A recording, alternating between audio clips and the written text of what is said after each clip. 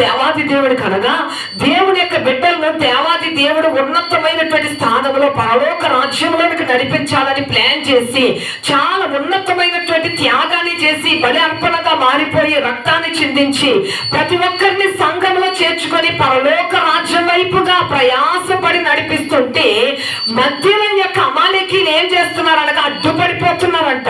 వారి యొక్క ప్రయాణము ముందుకు సాఫీగా కొనసాగకుండా, ఆత్మీయంగా బలపరచబడకుండా శరీర క్రియలు అడ్డుపడిపోతుండగా అమాలేకీలకు సాదృశ్యంగా ఈ యొక్క శారీరక క్రియలు ఉన్నాయి కనుక దేవాది దేవుడు అంటున్నటువంటి మాట ఏంటి అనగా శారీరక క్రియలను దాని యొక్క బేజము కూడా లేకుండా ఈ ఆకాశము క్రింద దాన్ని బొత్తిగా తుడిచివేయాలి అనగా మనలో ఉన్నటువంటి శారీరక క్రియలను నాశనం చేయాలి.